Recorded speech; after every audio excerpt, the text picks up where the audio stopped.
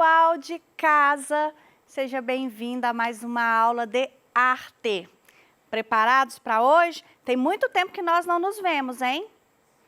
Bom, para quem está aí me vendo pela primeira vez, vou me apresentar novamente, eu sou a professora Angélica e vou conduzir a aula de arte com vocês, ok? Qual é o nosso tema de hoje?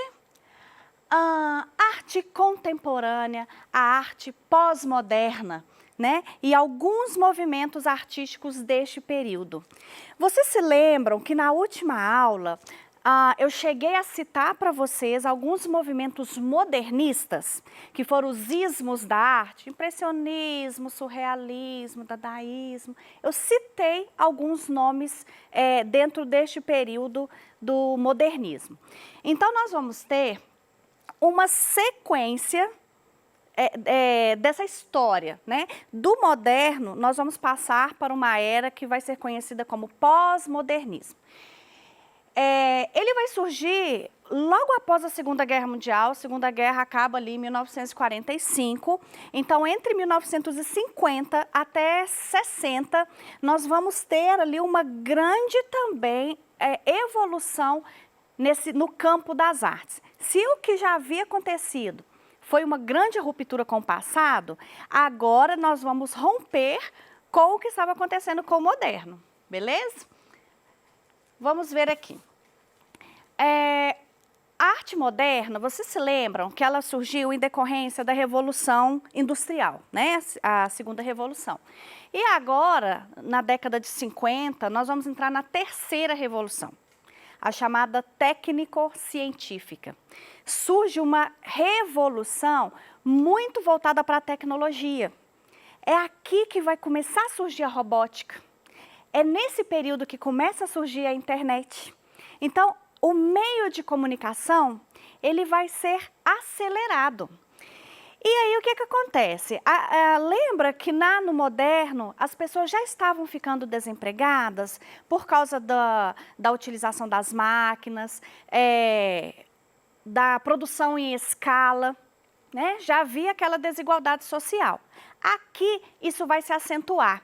Por quê? Vão começar a surgir os robôs para fazer montagens. Então, aquela série, aquela linha de produção, ela vai ser substituída por braços mecânicos, né? E isso vai gerar, aqui na arte, um movimento muito grande. Enquanto os modernistas, a arte moderna, ela vai ganhando uma complexidade, vai ficando difícil de entender, vai surgir para nós aí um movimento chamado pop art, que é essa imagem que vocês estão vendo aqui, da sequência de Marilyn Monroe, ela é um ícone desse movimento artístico. O que acontece? Andy Warhol, que é o artista precursor desse estilo pop art, ele vai trabalhar com a cultura de massa.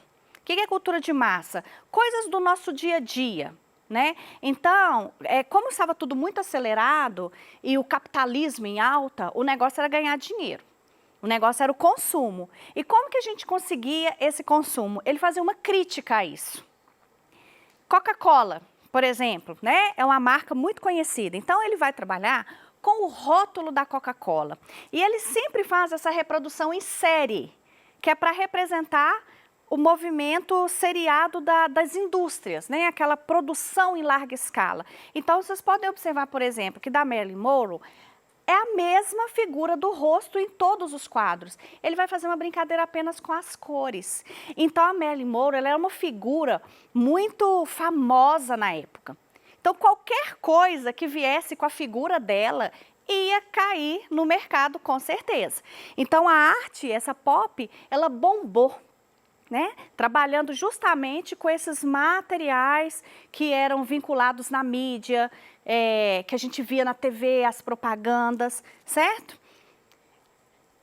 E nós vamos ter também um outro artista que ele vai trabalhar com a questão de cartazes. Ele pega o cartaz, ele vai se inspirar em cartaz. Por exemplo, esse que eu coloquei aqui para vocês, é um cartaz de hotel, fazendo propaganda de um hotel. Tem uma moça jogando uma bola e tal. O que ele faz? Ele faz uma pintura, ele faz uma releitura do cartaz, usando linhas mais simples, menos cores possíveis. Vocês podem observar, por exemplo, que o preto do maiô é o mesmo preto que está no cabelo, o vermelho que está na bola é o mesmo vermelho que está no batom da moça, né? E aí ele vai usar o branco que está ali embaixo representando a água, é o mesmo do que faz o brilho do cabelo dela, e um amarelo para dar aquele tchan, né? Para dar aquela brilhada na imagem. E ele utiliza, ele se apropria de algo que é visto por todo mundo, que é uma propaganda de hotel, e cria novas pinturas. Outra coisa que esse artista fazia demais era se espelhar em história em quadrinhos, os HQs. Ele faz pinturas estilo HQ. Então, ele aumenta... Como é que eu vou explicar para vocês? Ele pega uma imagem de quadrinhos, ele aumenta aquela imagem, e aí, quando a gente aumenta muito uma imagem no computador, ela não fica cheia de pontinhos? Ela não perde a resolução? Então, ele usa essa técnica, que é muito semelhante à técnica do pontilhismo, lá do período moderno, tá? Bom, então essa mudança, ela vai gerar também para a gente novos movimentos artísticos. Eu coloquei alguns para vocês aqui, como a pop art, a arte conceitual, arte digital, fotografia, instalação, performance, arte urbana, body art, arte povera, entre outras. Não vamos falar sobre todas elas, apenas as que eu coloquei aqui para vocês em negrito, tá? A pop, eu acabei de explicar para vocês que ela vai ser baseada na cultura de massa, né? Vai ser uma arte muito voltada para o consumo. E aí nós vamos partir para a arte conceitual. O que acontece nessa arte conceitual? Ela já está presente desde o finalzinho da arte moderna. Lembra do Duchamp? Daqui a pouquinho a gente vai lembrar da obra do Duchamp. Então, essa arte conceitual, ela vem com tudo para o contemporâneo. Ela começa lá atrás, ela ganha um espaço no pós-moderno e ela vai ser muito evidenciada na arte contemporânea. Eu coloquei uma imagem aqui. Olha, gente, sou eu, de vestidinho de sacos de lixo. Foi um projeto que foi desenvolvido na escola onde eu trabalho, interdisciplinar com a matéria de história, com um professor muito bacana chamado Raimundo. Esse professor, ele propôs uma ideia que eu achei genial, né? Ele propôs na escola um desfile onde as peças de roupas deveriam ser construídas com materiais recicláveis. Vamos lembrar que a reciclagem nesse período pós-moderno e contemporâneo, ele vai ser muito utilizado e apreciado pelos artistas. Por que eu coloquei essa imagem aqui?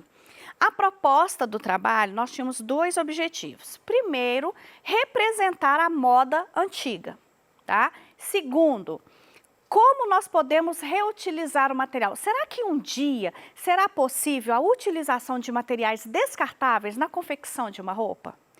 Eu não duvido, não.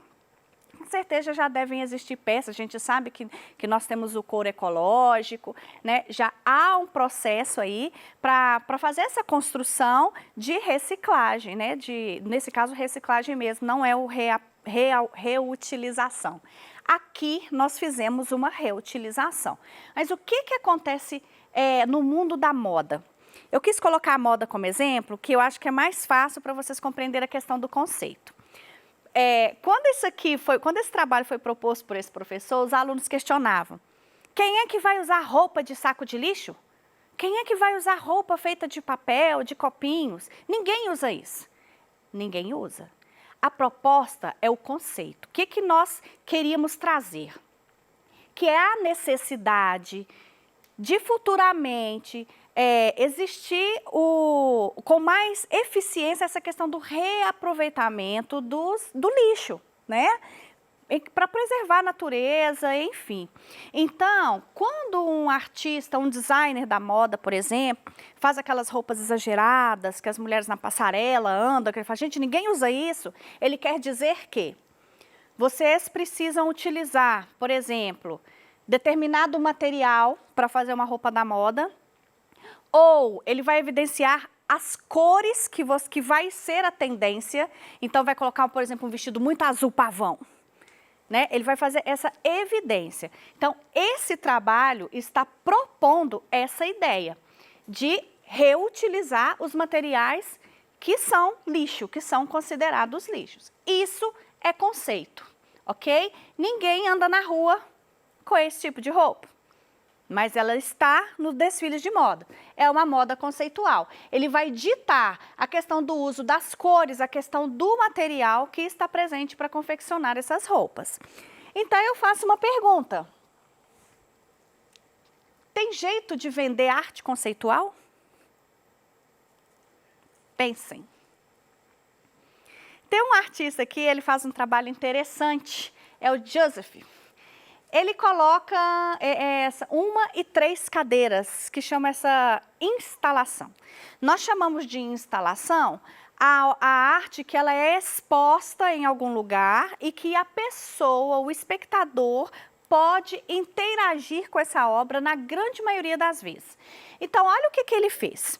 Ele expôs uma cadeira de madeira física, né, uma cadeira, e ele fotografou a cadeira.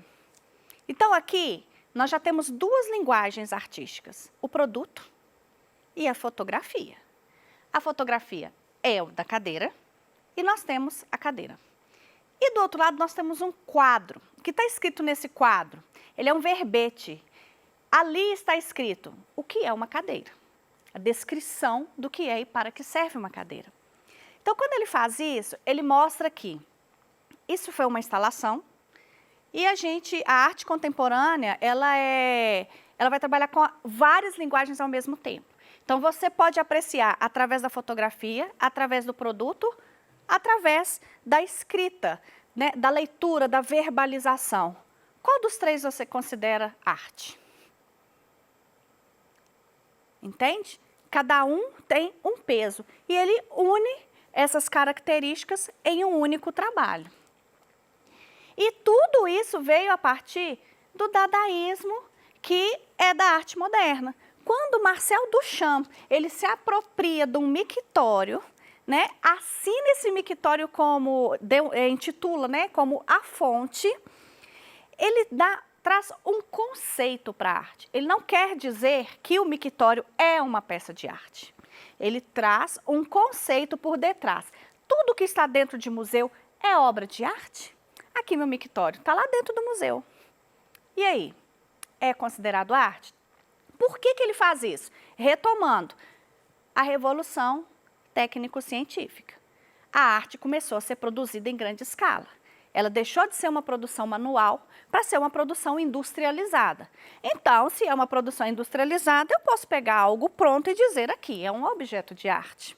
É uma crítica a essa aceleração das indústrias e da arte, né? Sendo produzida aí como se fosse um objeto de massa, vamos dizer assim.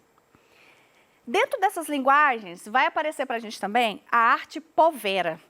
Eu gosto muito da arte povera, porque o conceito dela é muito enraizado. Olha essa obra de Pistoletto, Michelangelo Pistoletto. Chama Vênus dos Trapos. Ah, professor, que coisa mais esquisita isso. É esquisito mesmo. Mas olha o conceito. Quando a gente entende o conceito, as coisas ficam mais claras para nós. Aqui, nós já estamos na arte contemporânea. Saímos do pós-moderno, entrando já na contemporaneidade. A marca do contemporâneo vai ser a utilização de materiais do cotidiano, madeira, tecidos, coisas que nós vamos considerar de uso comum. Ele traz para a gente. Por que povera ou povera? Já vi as 2 pronúncias. Quer dizer uma arte pobre. Pobre no sentido de material que é conseguido em qualquer lugar, que qualquer pessoa tem acesso. Né? Não é para comprar uma tinta a óleo, não é para comprar uma tela. Você vai utilizar coisas ali do seu cotidiano, por isso, arte pobre, tá? O que Pistoletto faz? Qual a reflexão que ele faz aqui? Veja bem, nós temos uma Vênus, a deusa do amor e da beleza, contrapondo a parte ruim do presente, que é representado pela pilha de roupas, né? Vamos entender que naquele momento há muitos desempregos, acontecem a desigualdade social aumenta demais. Então, essa roupa ali vai representar aquele momento atual, certo?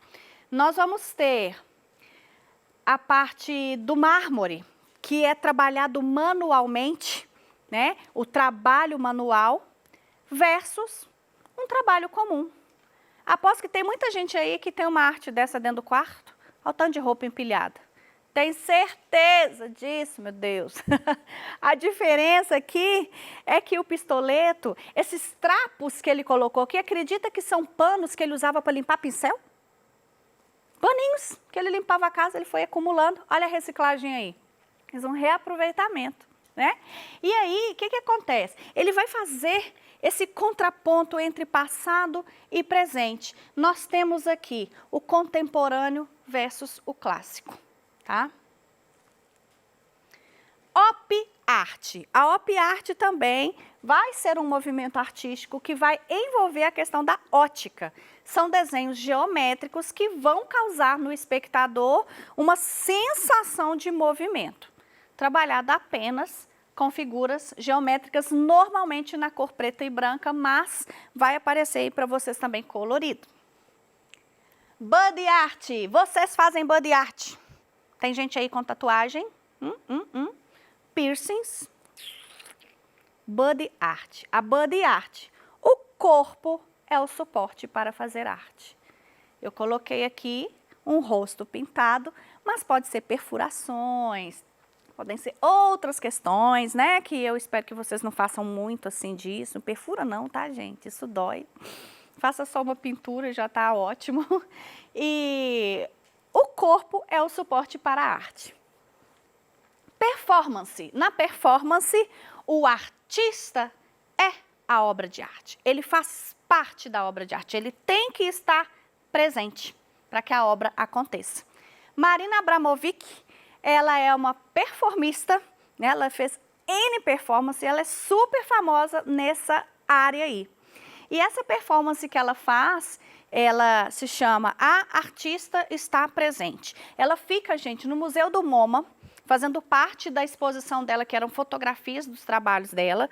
E em uma sala, a Marina está lá sentada a uma mesa e qualquer pessoa pode chegar e sentar à frente dela e apreciar a artista. É um trabalho visual. Tá? Eles ficam sentados o quanto tempo eles quiserem, olhando para ela e transmitindo mensagens apenas pelo olhar. Então, tem gente que chora, tem gente que sorri. E acredite se quiser, ela não levantava. Foram 3 meses, abria o museu, ela estava sentada lá e ela só levantava quando o museu fechava. E quem quer conhecer mais sobre arte contemporânea, tem aqui bem pertinho da gente um museu chamado Inhotim, que fica em Brumadinho. Gente, esse museu é um espetáculo, é um museu a céu aberto, tá? São mais de 450 obras contemporâneas, são 18 galerias, tá? Com obras para vocês apreciarem. Tem uma parte verde maravilhosa, ele é riquíssimo nessa questão de, como é que fala? Das plantações, enfim. Tem muitas trilhas para vocês fazerem. É um museu gostoso de passear. Você pode fazer um piquenique, tá? E exercitar um pouquinho. E lá é um excelente lugar. Eu coloquei aqui os fusquinhas, gente, eu sou apaixonada com esses fusquinhas coloridos. Chama Troca-Troca. Eram 3 carros de amigos. E eles fizeram uma viagem e tal. E para comemorar essa amizade, eles resolveram trocar as peças do carro. Então, um passou, um Fusca era azul, o outro vermelho e o outro amarelo. E eles trocaram as partes. Né? E é uma exposição móvel, ela pode estar aqui, depois ela estará em outro lugar. Isso é a marca do contemporâneo. Eu espero que eu tenha colaborado para o conhecimento de vocês, tá bom? E a aula acabou. Eu vejo vocês em breve. Um grande beijo. Tchauzinho, pessoal.